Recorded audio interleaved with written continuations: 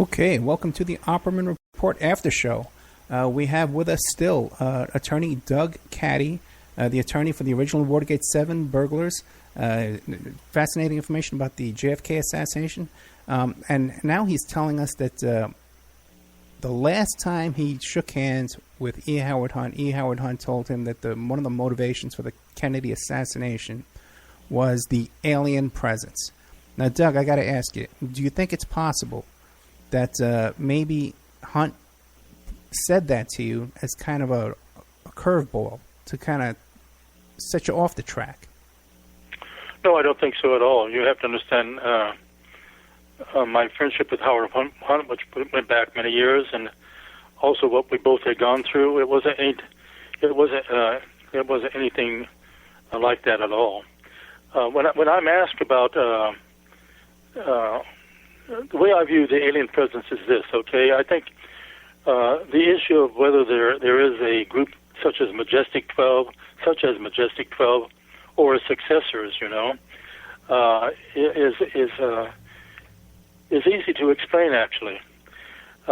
If you are President of the United States and you are presented with credible evidence that there is an alien presence visiting the planet Earth, would you not, as President, set up a small group of individuals comprised of the best minds in our country that would study and deal with the alien presence and advise you if you were given this evidence?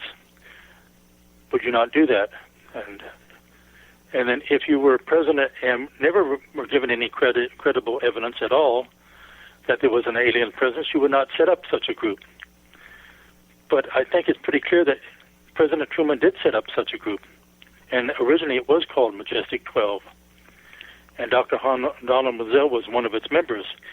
There's been successors to it. In other words, there have been many individuals come and go from that group. I mean, some have died, and many have died, put it that way, and so forth. It still continues. I think it's been captured to a great extent by corporate America, working with the intelligence community, and it may have lost some of its initial purposes, as I'll explain. But when Kennedy was approached with this by Dr. Howard Mazzell, one of the first things he did when he became president is he issued National Security Action Memorandum 55, in which he took away from the CIA and the State Department really to have the ability to put input in decisions on on Vietnam, on foreign policy, and he did so he could get a closer look at what Majestic 12 was doing. In other words, the CIA was so by giving it to the Defense Department, he would be able to spy on the CIA, which is a key part of the operation of Majestic 12. In fact, I think Allen Dulles was either the chairman or a key person on Majestic 12 at one point in time, which is why Kennedy had to be assassinated. And so that was an attempt on his part. And the next thing he did was he met with Khrushchev in Vienna in 1961 and started broaching to Khrushchev thawing of the relationship between the two major enemy powers, the Soviet Union and the United States. And then he assigned a number 2 administrator at NASA, NSA, the Aeronautics and Space Administration, to work with his counterpart. He did this in '62, to work with his counterpart in the Soviet Union on the joint exploration of outer space between the United States and the Soviet Union. And then he made his speech at American University in June of 1963, at which he advocated peace and advocated a thawing of the relationship between the two major powers. And then in September, just 2 months before he was assassinated, he went before the United Nations and gave a major speech in which he said the exploration of outer space and the landing on the moon is a matter of not just for one country, it's a matter of a joint operation, and I propose that the Soviet Union and the United States engage in this. and he had actually sent behind the scenes sent emissaries to meet with Khrushchev to get Khrushchev's support for this, and actually the Soviet Union was on board for doing this. The last thing that Kennedy did, which was just 10 days before he died, was to issue National Security Action Memorandum 271, in which he formally announced that it was American foreign policy to cooperate with the Soviet Union on the exploration of outer space and landing on the moon.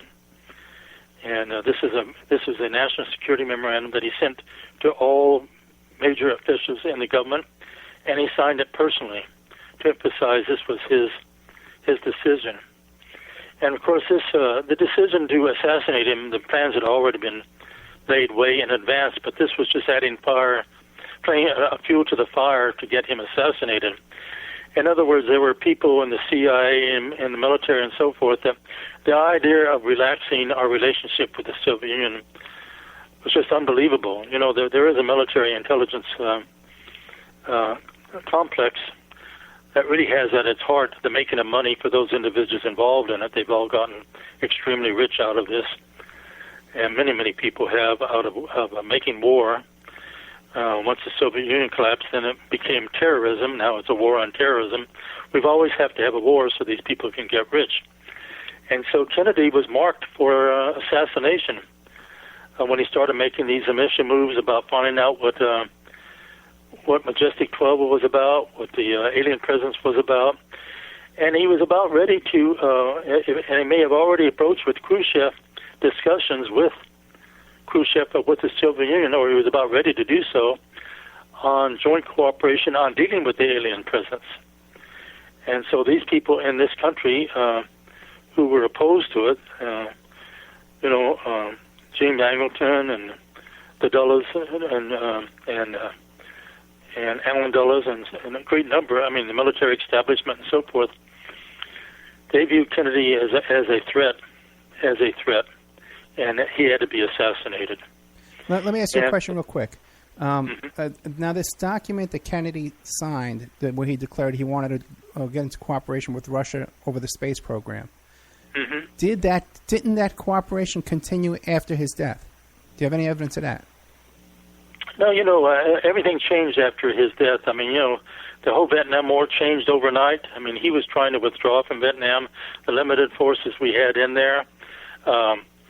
And LBJ immediately, within a day, changed the policy and declared make Vietnam a major war. Of course, he did that because Brown and Root, the construction firm here in Houston, that was his benefactor from the very time he ran for Congress all the way to the presidency.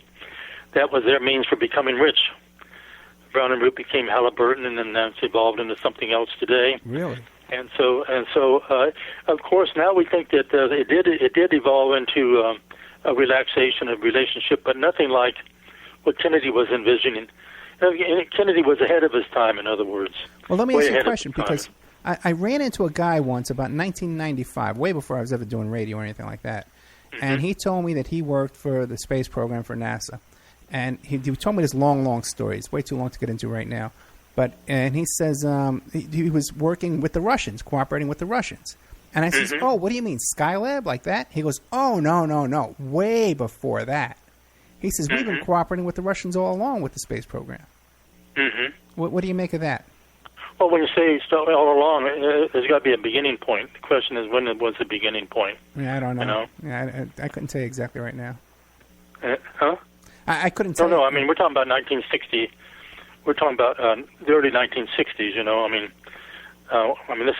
that's 53 years ago. Obviously, a lot has changed since then. At a certain point, I don't doubt that we started cooperating with the Soviets. I will give you an example. A friend of mine who was a military policeman was the security guard, was a bodyguard for one of our generals in Vietnam. And he accompanied this general in the middle of the Vietnam War. He accompanied this general to Moscow. A number of generals from Vietnam went there, and a number of generals from the Pentagon went to Moscow. And their bodyguards were put up in separate quarters. So they had wine. You could assume they had women too, and so forth. While their generals met with their counterparts in the Soviet Union. this in the midst of the Vietnam War. And what I read into that, he was telling me about that. He told me a number of really fascinating stories, really shocking stories, but about what was going on in Vietnam at that time. But I think that we were working, our military during at a certain point in the Vietnam War did start working with its counterparts or have some discussions with its counterparts. I may be wrong about that, but I can see no other reason why they would have gone to Russia during the latter part of the Vietnam War. If it were not for that, why would they go there for a whole week to have discussions with their counterparts? What would we have in common with the Soviet Union in those days? But there's no doubt that at a certain point we became, and I think a number of countries are involved in this. I think France and Great Britain and so forth. I do believe, based on my own research, and I'm not an expert, I suggest that if people want to pursue this, that they go to the website called darkjournalist.com, which has interviews on YouTube with people who are experts on this subject of the alien presence. These people who have devoted their lives to researching it and so forth, and they can explain it much better than I can. So go to darkjournalist.com and listen to these people. But in my own mind, I'm now convinced that there is an alien presence, and that JFK was way ahead of the game, and that what he wanted to do. The presidents have been frozen out after Truman, after Eisenhower too, were frozen out of really dealing with the alien presence. Remember Clinton, when he became president, he assigned his attorney, his nominee for in the Justice Department to find out about the UFOs and the alien presence and so forth. And the fellow was never able to do that for him. But and Clinton also made the remark publicly at one time, he said, there's a government above mine over which I have no control. And there is a government above our elected government. There's a government over Obama, over every president. And this is a government that is funded independently by trillions of dollars,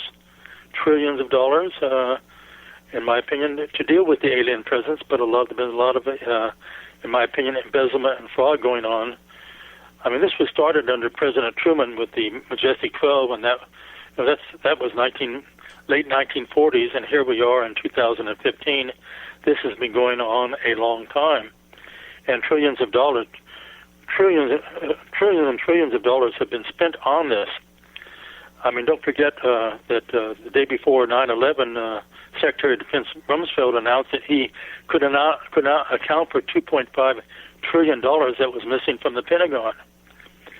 And the head of the Federal Reserve testified before the Senate just a few years ago, and Senator Sanders said to him, please account for this missing money, these trillions of dollars that is missing from the Fed. And the Federal Reserve says, I don't have to answer that question. I'm not part of the Federal Reserve is not part of the government.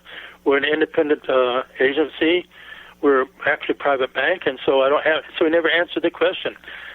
Trillions of dollars have gone out of the Fed to this operation, which is really called a super black budget. There's a black budget which Congress appropriates each year about $90 billion, and they say to these agencies, go off and do what you're supposed to do. And a few members of Congress know what is being done. But then there's a super black budget, which has trillions of dollars. And Reuters news agency about 2 months ago did an investigation, and they said they have now traced where $8.5 trillion is missing from the Defense Department. So we're talking about, our national deficit is about $18 trillion. We're talking about money that could pay off our national deficit if it were accounted for. And I think while this group that still exists, the successor to Majestic 12 still exists, and is dealing with the alien presence, and I think that we're dealing with humans as well as aliens, and when you deal with humans, there's going to be fraud and embezzlement. Whenever there's money around, there's going to be fraud and embezzlement. It's inevitable. So I think I call for an accounting of all these missing trillions of dollars of what's going on. Well, what do you And, make of the Apollo program? Do you believe that we went to the moon, or do you think that was a slush fund as well, where money was just diverted?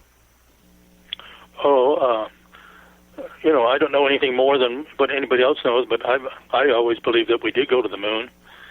But I don't know the people who maintain otherwise, but there's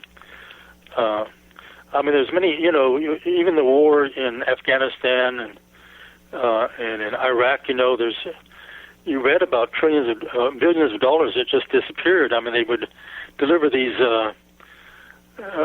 huge amounts of money that were stacked one atop another, and they just disappeared. Yeah. And so it's the government. These people run. It's a government above our government, and so they have the ability to do these things. And the question is, it's time for an accounting, but it may be a time for disclosure of the alien presence, and that's something that has to be decided. I mean, by those who have the proper authority, but I think the president has to be included in that. I think when Nixon was elected, Nixon under Eisenhower knew even more than Truman did about the alien presence. Eisenhower was really very clued in on this and was well aware. I think Nixon knew about 80% of what Eisenhower knew. Eisenhower did not give him the full story, but Nixon was head of the 5412 committee, which was in charge of covert operations, so he was aware of the alien presence when he was vice president. He was not elected president in 1960, but he was elected president in 1968. And what did he do the day he was inaugurated? The first day he was inaugurated, he issued a National Security Decision number 2, in which he consolidated power with himself and with Kissinger and the National Security Council and with Ehrlichman and Haldeman on dealing with all matters of national security and foreign policy. And I view that as his attempt to find out what he had not, in the 8 years that he was not a part of the government, found out what the Majestic 12 and its successors knew about the alien presence. In other words, I'm not saying that if the president finds out this, they're going to say to this group, I'm abolishing you immediately. I'm just saying the president should be co-equal to this group. He should be aware of and be cognizant of the same information they have. The President of the United States should not be cut out of knowledge of this. And he probably most likely would say just continue on monitoring the alien presence. He might want to pursue where the money is going, but he would do it as a co-equal, in other words. And I think that was Nixon's intent. And I think what Nixon did, he declared war immediately when he became president, the day he became president, as opposed to Kennedy, who did this gradually. By war, I mean war upon those who were running this Majestic 12 operation, with the alien presence. Kennedy did it gradually with the conversations with Khrushchev and his public speeches at American University and the UN and the memorandums he issued and so forth. But Nixon did it the very day he became president. And in my opinion, that was the day that those people who run the government above the government decided Nixon had to go. And I think Watergate was the way they set him up. The way they set him up to go, and Watergate was how Nixon was destroyed. And I think the president since then, they don't want to pursue it. They know if this is a subject if they do pursue it, it would just be the end of them and their administration. So they don't pursue it very vigorously. Are you familiar with the account that Danny Sheehan gives? He was on the Jimmy Carter transition team. Daniel Sheehan? Yeah. Yeah, I've seen interviews with him on YouTube and where he's talked about this. Yes, but I'm not. I mean, I've seen one or two interviews. I'm not fully aware of what he's been saying, but I know he has been saying that. I know he did say that the Watergate and the Kennedy assassination were linked together. I know he did say that. Yeah, but he also says that he had a chance to look at the Project Blue Book, I think it was. And he saw a photograph of a UFO, and he tried to draw a picture of it real fast. He wasn't allowed to take anything out. He had to go into a room and examine the documents, and then he drew he drew sketches of it. and snuck it out in his underwear or something like that, to get it out of there. Okay. And I found him to be a very credible guest as well. The guys testified, argued before the Supreme Court like 25 times. Yeah, I know he's a very, very, very able lawyer. Yeah. Absolutely. I think what we're faced with is that you and I and your listeners, we only know about 5% of what was really going on. 95% is kept from us. Yeah. And there are all sorts of underground bases all around the world that have been carved out. There's all sorts of things going on with outer space. Things that we're totally unaware of, and the question is whether this is and the Vatican, I think, is very much more aware of what's going on. The Vatican has its own observatory in Arizona. Yeah. And the Pope has even said that if there were aliens, he wanted to baptize them. That's a great way to get out of disclosing exactly what the Vatican knows about what is going on. But it's fast approaching the time where I think there has to be some sort of public discussion about this in a credible way. Well, let me ask you this. Now, we've heard about your career and your life up until you shook hands with Howard Hunt. But what happened with your career after that? What did you do? Well, I left Washington in 1979. I said I've had it in Washington, and I came to Texas and moved to Texas, and I got a job with 1980 with the Secretary of State for the state of Texas, George Strait.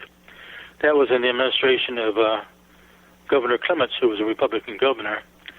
And my job really was like a director of elections for the state. And in essence, Texas is a huge state. When you enter from Beaumont and leave and drive to El Paso, it takes like a day and a half. It's like 680 miles or something like that.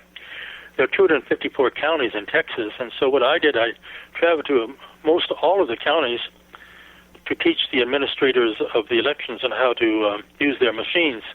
At that time, there were 6 different machines being used in different parts of Texas. And so that's what I did starting really in 1980 and 1981. And then I got a call from my friend Howard Phillips, who was one of the founders of Young Americans for Freedom. He was head of the Conservative Caucus, and he said that the Moody Foundation out of Galveston, which is a very rich and powerful foundation in Galveston, Texas, immensely wealthy foundation, they want to give us the Conservative Caucus a grant, but they can't do it because we're not a Texas organization. So he asked that I incorporate a Texas entity and get the tax exempt so that entity could get a grant and do that work within the state of Texas, inside the state of Texas. And so I left the Secretary of State's office. I incorporated the Texas Policy Institute. And actually what we did was we put on a conference in Galveston on Star Wars, which brought a lot of national experts on Star Wars. That was part of the Reagan administration, initiative. Sure. And so out of that, I started working with Sherman Moody. He's one of the 3 trustees of the Moody Foundation, and he got a call from Billy Saul Estes. Well, no, actually, I got a call from Jimmy Day, who was his former lobbyist. Jimmy Day had been his lobbyist in Austin, which is the state capital of Texas, but then he had gone to Washington and in the Carter administration and become a lobbyist there for other entities. And he got himself in trouble, and he ended up in federal prison in Midland, Texas. And he said to Sherman Moody, who he knew because he'd been Moody lobbyist in Austin, he said, I have next to me Billy Saul Estes, who would like to speak to you. And so Billy Saul Estes got on the phone and said, Billy Saul Estes was, does that ring a bell with you, the name Billy Saul Estes? No, it doesn't, no. I'm sorry, no. Oh, well, he was Bobby Baker and Billy Saul Estes were what really brought LBJ down just prior to the Kennedy assassination.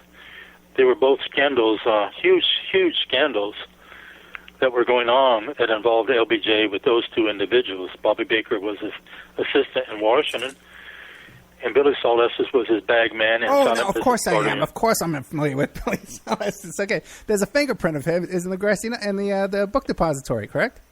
No, that's Mac Wallace, who was the stone killer that LBJ kept in the Department of Agriculture that went out and killed people when LBJ wanted them killed. But anyway, Billy Saul Estes said this was 1983. Okay. And Billy Saul Estes said, I want to tell my story. LBJ had died in 1973. And he said, I want to tell my story about LBJ and all the shenanigans, all the criminality, and I'd like a grant from the Moody Foundation to do so.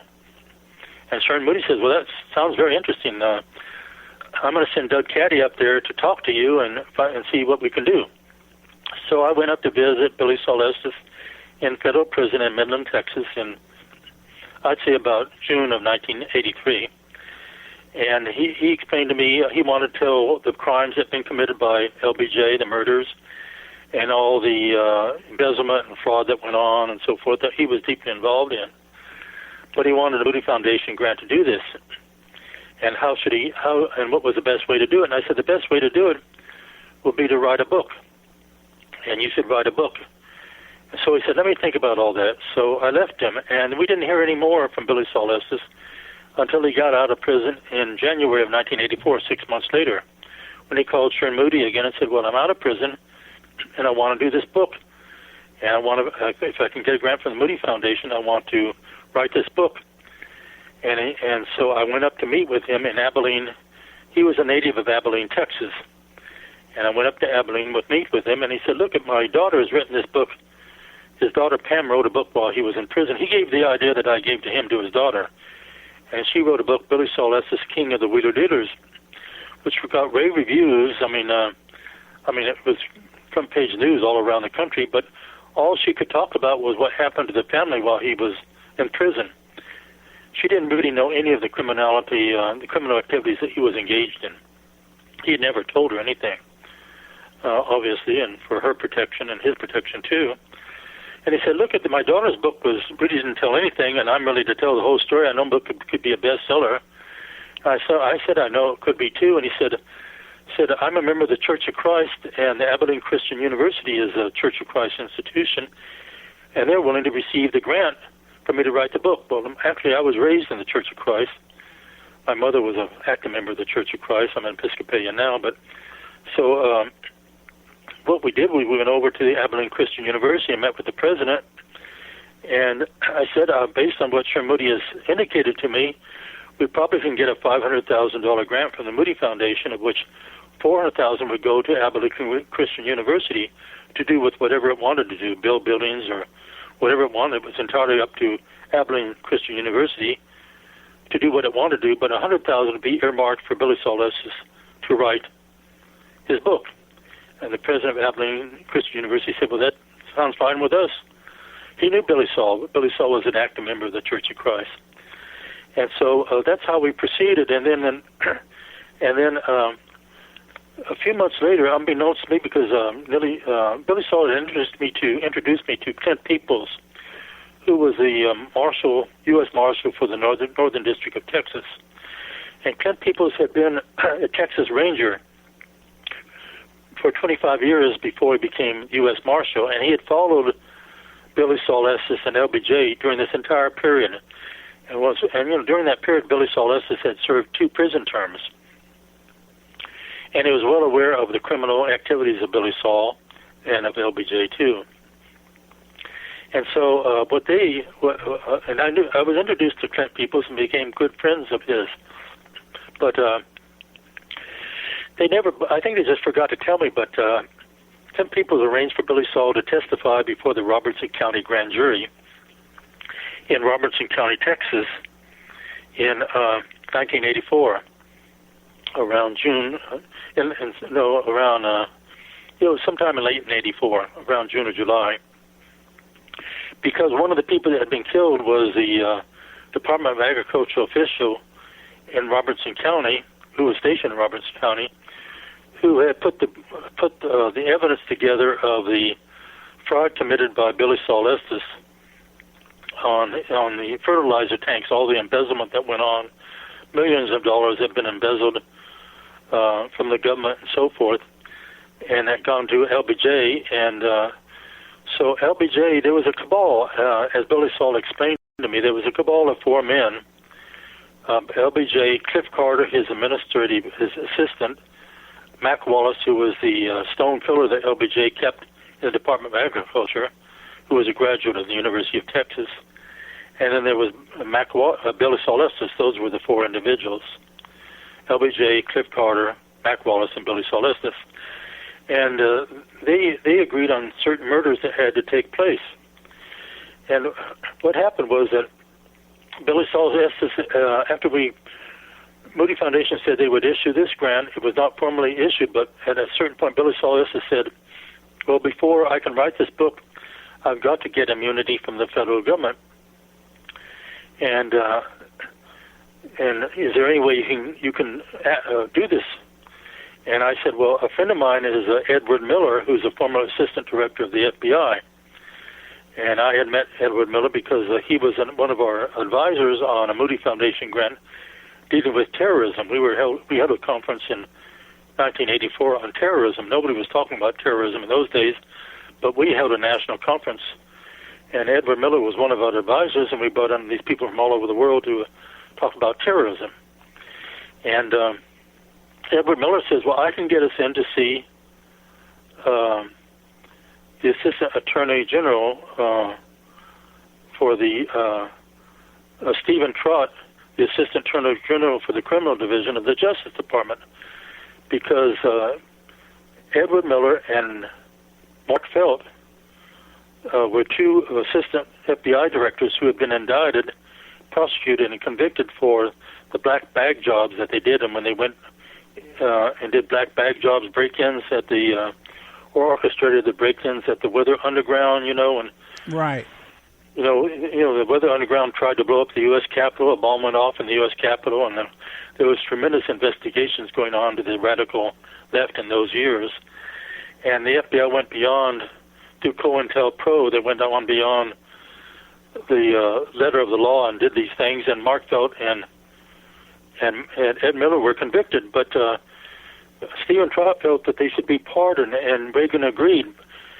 And the day Reagan was shot was the day that he had on his desk the document to sign pardoning Ed Miller and Mark Felt from their sentencing, their criminal sentences.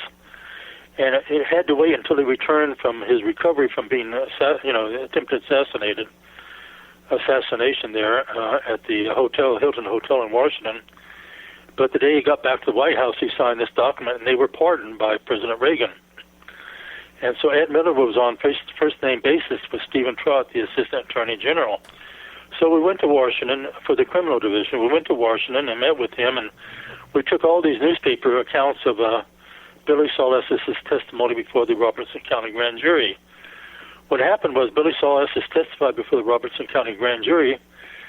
In 1961, when Henry Marshall, the Department of Agriculture official, was killed, the grand jury ruled it was a suicide, even though he had to use a rifle, a bolt-action rifle, to shoot himself in the chest 5 times. I mean, obviously it was not a suicide, but LBJ rigged it, so it wasn't ruled a suicide.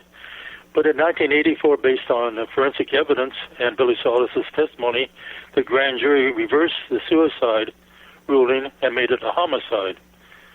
And so we had this information, and we took it that this federal official had been killed, and so Stephen Trott said, well, this is obviously a big case in Texas based on all these newspaper articles, and one of the newspaper articles, headline was the Dallas Morning News, was LBJ Billy Saul Estes links LBJ to the murder of Henry Marshall. And so Stephen Trott said that he needed a proffer, which is he needed a letter from Billy Saul Estes as to what he would testify to if he were granted immunity. And so I went back to Billy Saul Estes and said, well, now you have to tell me what you know, because we've got to put this in a letter to the Justice Department.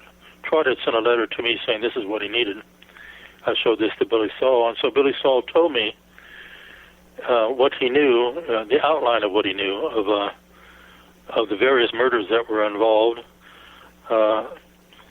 And the first murder, which the cabal settled upon, the cabal being LBJ, Cliff Carter, Mac Wallace, and Billy Saul Estes, was the first murder was in 1951 of John Kinzer, who was the boyfriend of Josepha, who was a sister of LBJ.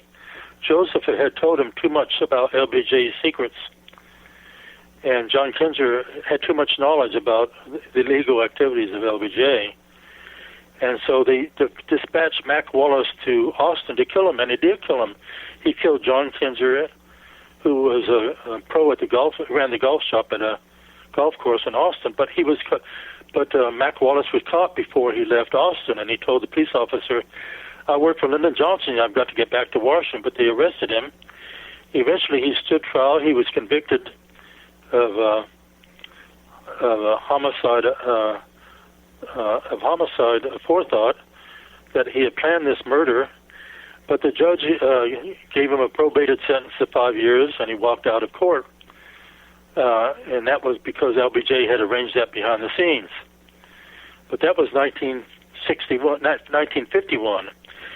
And in 1961, there were two murders. There's the one of Henry Marshall in Robertson County, but there was also the murder of Josepha, LBJ's sister. Now, in 1984,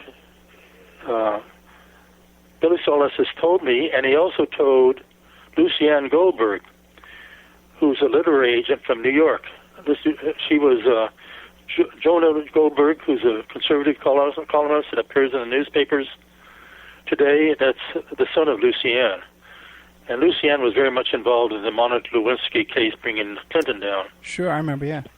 Okay, but I knew Lucianne Goldberg for many years, and so I invited her to come down and meet with Billy Solis in Abilene, and we did meet with Billy Solis in 1984. I wanted her to be the literary agent for his book.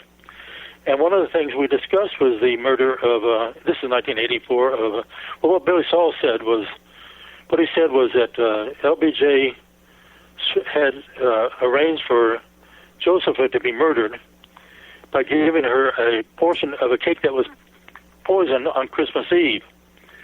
The only other two people that were present at that dinner were John Conley and his wife. Of course, they had no knowledge of this. They were just the guests. But he said Josepha died the next day, and the following day she was buried, okay?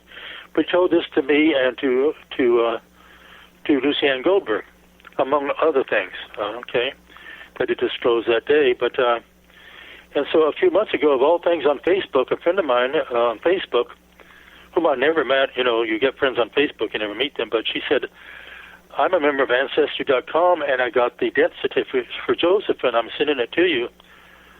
She sent that to me through Facebook, okay? And I opened it up, and here's the death certificate of Josepha, and it shows she died on Christmas Day, and she was buried on Christmas Day, December 25th. Billy Solis has said she was poisoned on December 24th, Christmas Eve. She died. The death certificate shows she died on December 25th, and she was buried on December 26th. And where was she buried? At the Johnson Cemetery on the ranch there. Oh, brother. You can't even arrange a funeral that quickly. And here it is. Years later, what Billy Saul said is confirmed by, I'd never seen that death certificate. It confirmed by the death certificate. Josepha had to go because she knew too much. Once again, she was an alcoholic. She was on drugs. This was 1961 when LBJ was vice president. At that point, he was probably planning the assassination of Kennedy, which was taken over by, in my opinion, by Majestic 12 and by the CIA and so forth. Johnson was aware of what was going to happen. He was aware of it, and he was in charge of the cover-up afterwards, which he carried out with the appointment of the Warren Commission. Don't forget, on the Warren Commission, he appointed Allen Dulles, who planned the murder, the assassination. He appointed Allen Dulles a member of the Warren Commission, of all people, to appoint to the Warren Commission. But in any event, this was 1961, and Josepha had to go.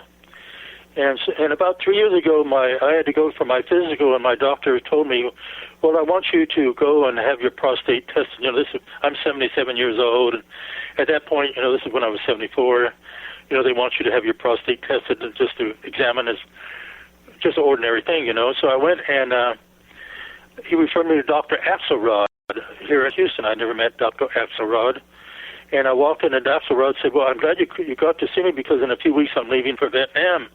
I said, "Why is that?" He said, "Well, I was a doctor in Vietnam." And then he said, he started cursing Lyndon Johnson. He said, "Lyndon Johnson killed all our boys over there." He said that war was not necessary. He said, I had to treat all these poor soldiers with all their wounds and saw them die, and it was all because of LBJ. And he said, when I go to temple on Friday, I get into these fights with my fellow worshipers at temple because they don't believe that LBJ was this bad, but I can tell you that was this bad. And I can tell you something else. I never met Dr. Axelrod, but he started telling me this, and which I was pleased that he did. Then he said, after I left Vietnam, I came back to a military hospital here in, I think it's in Texas. I'm not sure exactly where. I think, and Sam Houston, who was LBJ's brother, was at that hospital for a whole year. LBJ had stashed him there to keep him out of circulation so that he could not talk about what he knew. And he said Sam Houston would come down to the cafeteria and have breakfast, lunch, and dinner by himself and go right back to his room for a whole year. He was not being treated or anything like that. He was stashed away by LBJ in this military hospital. But I think LBJ said to his brother, you know what happened to Joseph. You don't want that to happen to you. So you better just go to this military hospital and be isolated and keep your mouth shut. But this was Dr. Axel who was telling me about how LBJ's brother was isolated, kept in isolation, out of circulation for a whole year there in that military hospital. That just shows what a person LBJ is, and now they're trying to. HBO is doing a big show about him. They're trying to refurbish his reputation, you might say, but I say there is a monument in Washington to LBJ, and it's the Vietnam Memorial. All these boys that were killed, all these men and women that were killed, all our soldiers that were killed, 55,000, that's a memorial to LBJ so that he and Brown and Root and the oil people in Dallas and all these people, the Texas Mafia, could get rich off the Vietnam War. They got immensely rich, incredibly wealthy off the deaths of our soldiers and of the Vietnamese people too. So then, what are your politics like today? If you recognize all this, the CIA drug smuggling and all the corruption, do you think there's any difference in the Democratic Party or the Republican Party, or there's just no difference whatsoever? There's a little difference on certain issues, but basically they're both beholden now to corporate America. That's where the money is, especially after the U.S. Supreme Court decision on Citizens United, which makes corporations persons, which gives them, ability to spend a limited amount of money in covert and overt political activity. I mean, that Supreme Court decision changed everything in America. It's the worst decision that ever came out of the U.S. Supreme Court. So I think both parties. I mean, you have Senator Sanders, who's actually an independent, but he's running for the Democratic nomination. He's a socialist, but he tries to expose all of this. But you notice he's been Donald Trump gets all the publicity, and they give very little publicity to Senator Sanders, though he keeps drawing immense crowds wherever he goes. I mean, the people are aware of what he's been talking about. But basically, there's very little. Basically, they're both beholden to the same interests now, to the 1% and to the corporations. There's not that much difference between the two parties. And so then, now you've been around a long time, in the highest levels of power. How do you think what can we do as citizens to try and overturn this situation and try and get some kind of relief here? I wish I knew the answer to that.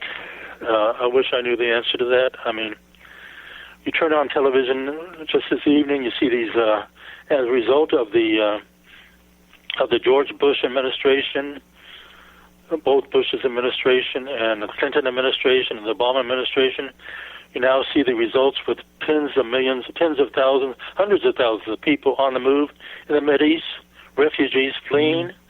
This is all the result of these horrible policy decisions And these people in power, they're psychopaths. They're all psychopaths. They could care less about you and me, and the average American. They could care less about how many people are killed in Afghanistan. They could care less about all these people that are fleeing, all these refugees that are fleeing for their lives. They're fleeing to Europe. They're fleeing from Libya, from North Africa. They're getting on the boats that sink. These are psychopaths. They could care less. All they're interested in are themselves and the money and the power. And it's very hard to break that now. I mean, they've got the courts on their side. They've got the Congress on their side. They've got law enforcement on their side. I mean, to be honest, I'm pessimistic. I think America has become an evil country. I'm ashamed of our country now. I'm basically ashamed of America. It doesn't represent what I grew up, the way it doesn't represent the country I grew up in. I think the Kennedy assassination was a turning point. Yeah. And once they got rid of Kennedy, there was no stopping these people from what they wanted to do. I wish I had the solution, but I don't. Well, because so many times, especially we're big fans of Trine Day. We have a lot of Trine Day authors on here. And I had Chris Milligan come on, and I said, I asked him the same question as you. And a lot of times they'll say, oh, yeah, we just need to vote out the rascals. We just need to vote out, and get a real left going. And I kind of agree with you, that it's a bleak outlook out there. And I'm glad you said that you don't see any difference between, who are these guys, Trump and Hillary, or Bush and Hillary. Bush and Hillary are identical. But even Sanders, I'm disappointed in Sanders. I would like to see Sanders in, or I like to see Sanders run, and I'm supporting Sanders because I think that base that he's organizing we can use in the future, But I don't think Sanders. What do you think? Do you think they would ever let Sanders get in? No, I don't think they will. And Sanders is already saying he feels that the Democratic National Committee has organized the convention whereby he will be frozen out, and Hillary will get the nomination, even though Hillary's popularity within the Democrats and within the general population is dropping day by day. I think she's becoming a less viable candidate each day as each day goes on.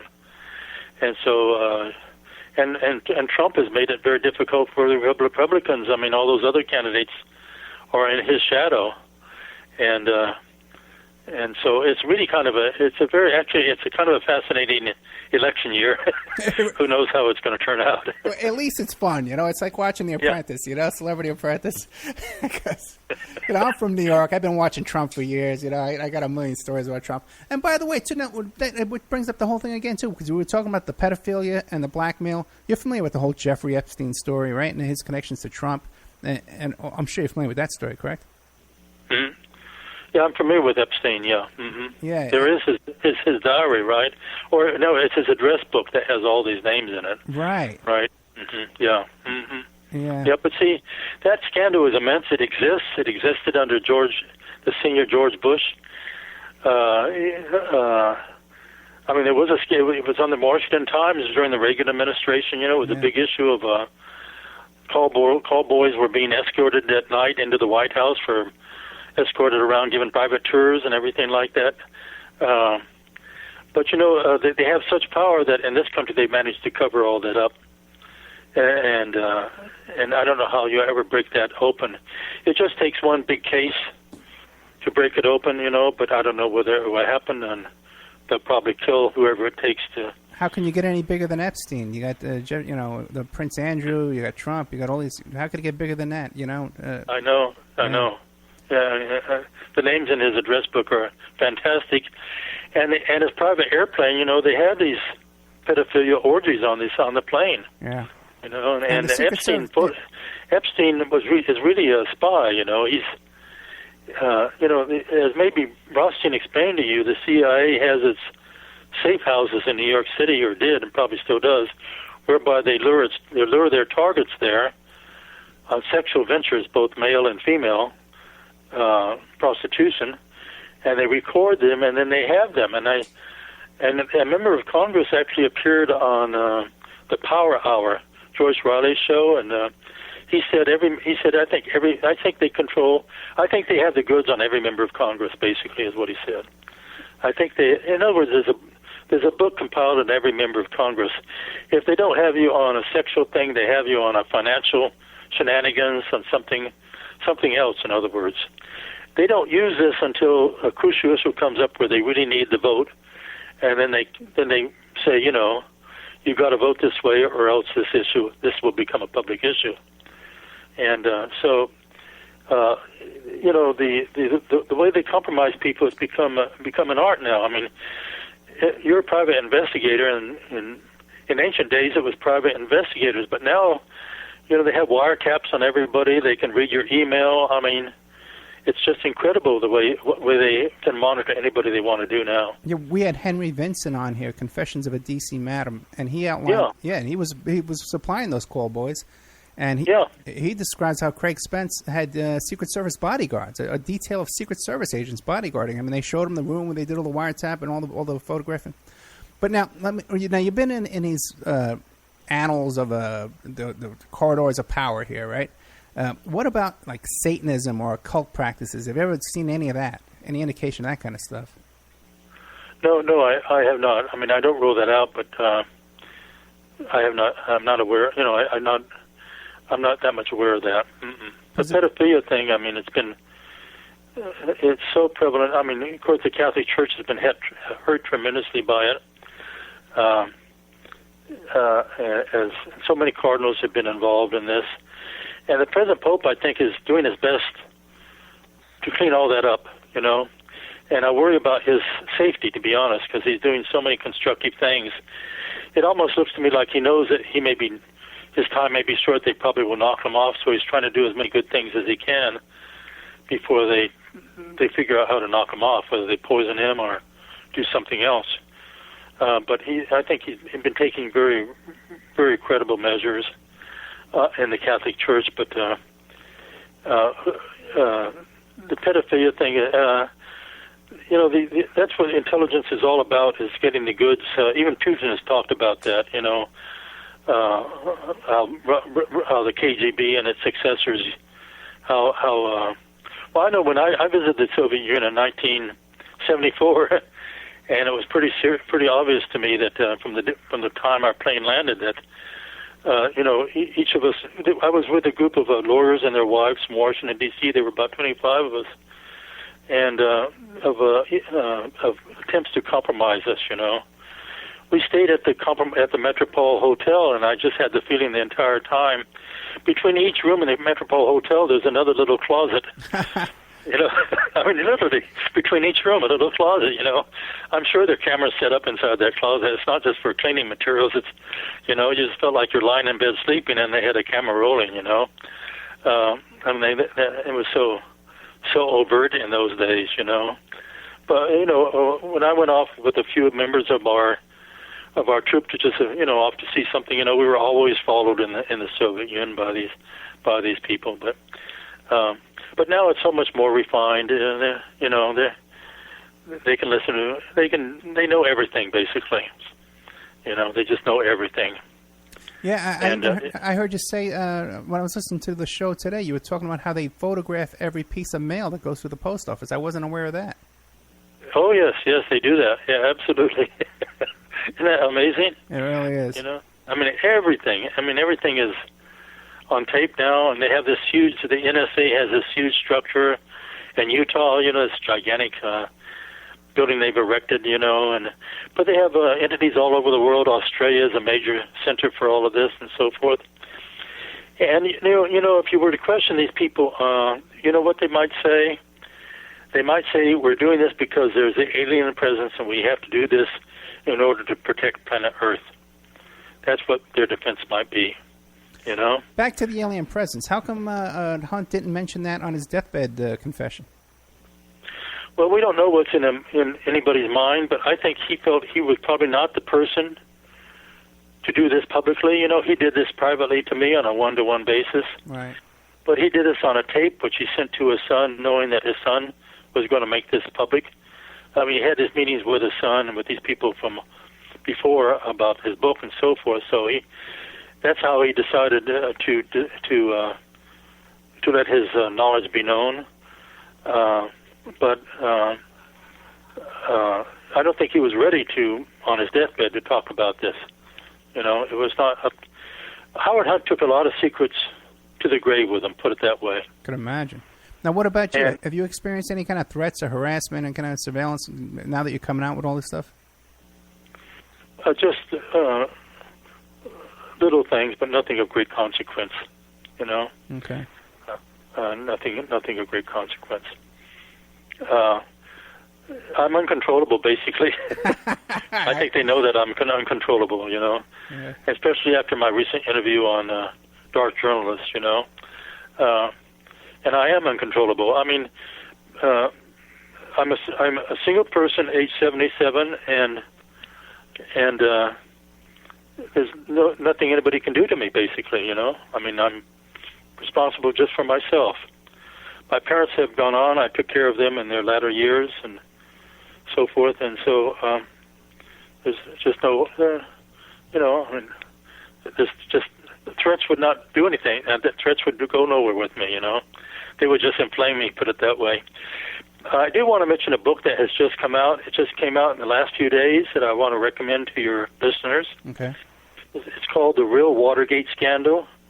It's by Geoff Shepard, Shepard. He was one of Nixon's attorneys. The subtitle is Collusion, Conspiracy, and the Plot That Brought Nixon Down. I just got my copy today. Amazon just got it to me today. I was just reading the introduction earlier this afternoon, and and there's an interview with Mr. Shepard you can find on the YouTube. He made it at the Nixon Foundation Library about a month ago, in which he explains what his book is all about. But he explains, as I gather, that Nixon got terrible legal advice. Of course, John Dean kept everything from Nixon. But Nixon lawyers were really out of it. In other words, I told you what Carl Schaffler was up to as a military intelligence agent. That was on the police that arrested the burglars. He was on the Washington, D.C. police, and he had Robert Merritt as his confidential informant. He had everybody wiretapped.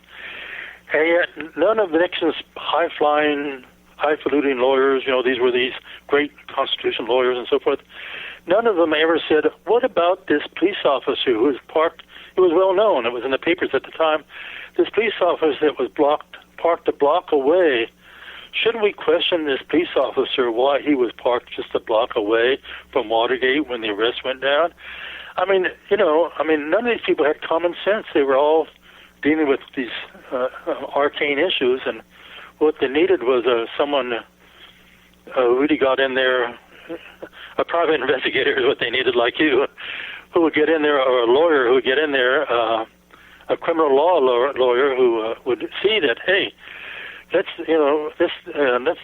take the deposition right now of this police officer and find out what his story is, and that would probably would have saved Nixon. I mean, this police officer would face, Schaffler would have to, by the way, this is in Secret Agenda, which is Jim Hogan's book, Secret Agenda. Right. He does talk about Schaffler in the appendices in his book, but he's the only one that does so. But in other words, Nixon could have changed the whole focus of the investigation had they started focusing on Schaffler and Schaffler's relationship with military intelligence and with Bob Woodward and so forth. But none of these highfalutin attorneys, they were in the clouds, basically, in my opinion. And so I think I haven't read the book yet, but I have this impression that Shepard feels the same way. I do want to cover one thing here as to why my story is just coming out. Okay. Because and my story is just coming out because nobody has ever asked me for my story. Even Shepard never asked me for my story. Nobody, even Jim Hogan, when he wrote his book, the bestseller in 1984, never asked me for my story, even though he talks about me in the appendices. He never contacted me. Silent Coup by Lig Kanani, which is a very important book about how the military brought down Nixon, how they had this had the secret agents going on. They had a secret agent going in the Nixon White House. He photographed thousands of documents out of Henry Kissinger's briefcase that he took back to his bosses at the Pentagon. But nobody has ever interviewed me about Watergate, and so I thought after John Dean wrote his book, The Nixon Defense, that came out a year ago, in which he did not discuss how I had worked for him or how I turned down the hush money. That's why I wrote my memoir that I put on the education forum. I think you're going to put that link up on your program there. Are you not? How people can read my memoir on Watergate on the education forum? Yeah, that's up already. Okay, and so I thought now is the time for me. So no one is, all these books have been written about Watergate, and nobody had the sense, including all the presidents. Nobody ever came down and said, "Well, Doug Caddy, you were the guy who was called in the early morning hours by Howard Hunt. He came to your apartment. You were very, very there at the beginning, and all these things happened to you. Tell us your story." Nobody ever did that. And I find that quite amazing. It shows to me a lack of investigative diligence on the part of these writers and these journalists. So the only interviews you've done is Dark Journalist and that one I saw you on Cable Access TV in Texas? That's it? Yeah, on Cable Access, that's right. And the reason Dark Journalist did that was he watched the interview on. It's a public station here for people of Houston. In Houston, they put me on twice on Watergate and the Kennedy assassination, but it's on YouTube, so it can be accessed by anyone. And so Daniel List, who runs Dark Journalist, watched that when I was talking about Watergate and my final dinner with Howard Hunt, and so he asked to interview me in depth, just as you are interviewing me in depth right now. But I mean, it's really puzzling that nobody, there've been probably a couple hundred books written about Watergate, and nobody has ever approached me. And of course, there have been hundreds and hundreds of books written about the Kennedy assassination. Right. Well, I got to tell you, hold on to your hat, because everybody we have on this show, they get bombarded with the host trying to book them in the next week. Usually during the show, they're getting emails and phone calls trying to book them. So you should be hearing a lot from a lot of at least radio hosts. Well, between you and the Dark Journalist, I really cover the waterfront. There's very little more than I can disclose.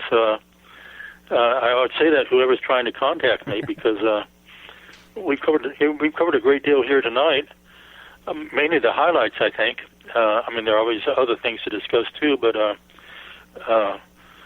mainly the highlight. The main points. And so I really don't know what I can say to anybody else other than because we covered here on Dark Journalists everything that really needs to be covered. All right, great. I got an exclusive then. Thank you very much. Well, you did. You did. Listen, yeah. I can't thank you enough. I thank you so much for inviting me to be on your show. No. I thank you so much. You have no idea. And then I screwed up the date and everything, so I cannot thank you enough, my friend. This is just, I'm just so impressed with your career and everything, too. It's just very impressive. And, if my dad knew I was interviewing the Watergate burglars lawyer, he'd be so impressed too.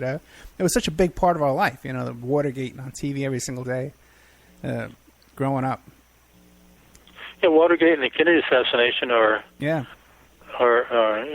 two big criminal cases of the 20th century. And they're intertwined.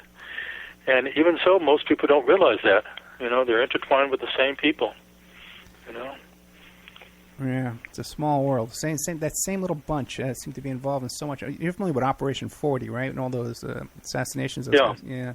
Mm-hmm. Oh, now what do you make of the theory that Barry Seal was on was one of the pilots, getaway pilots for the JFK assassination? Yeah, who was now? Barry Seal. He was later on. Barry Seal from yeah. I don't know. I know Barry Seal was murdered. I mean, obviously he knew too much, but yeah. I don't know whether he was or not. I don't know that. Because he was mixed up with that Operation 40 group as well. We had Daniel Hopsicker on the show last week, And he actually lived in Barry Seal's house with his widow trying to investigate that case. And he found that photograph with Sturgis and all those guys, all those assassins sitting in that nightclub in Mexico. Oh, yeah, where they're all sitting around that table. Yeah. And one of them has his coat over over his face. I think that's Frank Sturgis. Right. Who's in that photograph there. And Frank Sturgis, if you had Rothstein on, Detective Rothstein, you could talk to Detective Rothstein for a whole week, and he'll tell you things that he knows. It's bottomless. His knowledge of so many things is just incredible. But he knows so much about Frank Sturgis. Oh yeah, well he arrested Frank Sturgis, and Sturgis confessed to him. I had him on for 4 hours. We had him on twice. And then we talked off the air. We talked off the air for like another 2 hours. So, okay. Yeah, but now he goes fishing all the time. He's a mayor up there in Wisconsin, wherever that is. And he goes fishing. He goes on these fishing trips. I can never get him back on, but I'd love to get him back. Yeah, he lives in Minnesota. Yeah. Minnesota, that's him. Yeah, but these fishing trips in the winter. In the summer, you go on a fishing trip. In winter, you go out. All the lakes are frozen. Oh, that's right. And they go out and they erect this little shack or something like that, and they open this hole in the ice and they fish. And I said, "My God, that's the last thing I would ever want to do." He said, "Oh, it's great." He says, "It's out there. You're sitting in it. It's kind of warm inside there. And you have your pole down in this hole into the lake. And fishing. And I said, "My God, I mean, it sounds like I don't like cold weather anyway, but the idea of sitting on a frozen lake does not appeal to me." But he does that almost every week during the winter, know. I know. Well, I'm in the Nevada desert. I'm in Henderson, Nevada, so 50 degrees to me is freezing. Oh, okay. Okay. Well, are you near where Art Bell is out there? No, he's down in Prompt. It's about an hour and a half away where he is. Okay. Mm-hmm. Yeah. Okay, Doug, Caddy, thank you so much for coming on. Like I said, this has just been a wealth of information, and I can't thank you enough. Well, thank you for inviting me, and I wish you and your listeners a happy holiday weekend. You too, my friend. Have a good weekend. Thank you. Bye. Bye. Oh, boy. There we had it, man. Doug Caddy. I think that was some of the best information we've ever gotten. Again, ties in with Rothstein, ties in with Phil Stanford we had on. It ties in with Daniel Hopsicker, St. John Hunt. So, I think we're onto something. I think we have solved the JFK assassination here on the Opperman Report with my team of, what do you call it? Our team of guests here, and I would like to take all these shows too: Rothstein, Hopsicker, all these shows we've done on JFK, the Watergate Call Girl, and put them all on a CD, make them all available to people because this is just great information, and it all ties in. And you can hear different people, all coming up with the same story. All right, guys, so much I wanted to talk about tonight, but this is just great stuff. About that, we'll get into it in the future. Let's see what's coming up. Next week we have coming up this guy. I posted it on Facebook about how all these CIA and these FBI arrests of these terrorists always turn out to be FBI operations with FBI informants, and they're pretty much setting up the cases and then making all the arrests. Let's see, what's his name? It's getting late. I'm tired. But we have him coming on.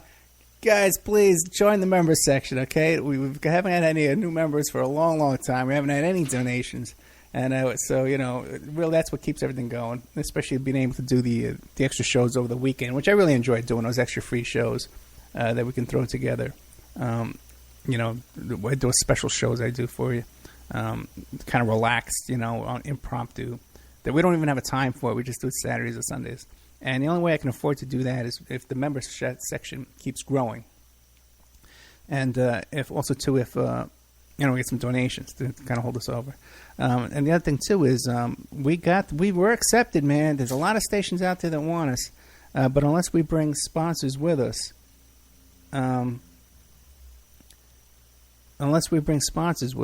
we can't get on there. I can get on the whole state of Arizona. It covers 90% of the state. I need sponsors for that. and I can get on this other station that's shortwave, and it's on all these little stations in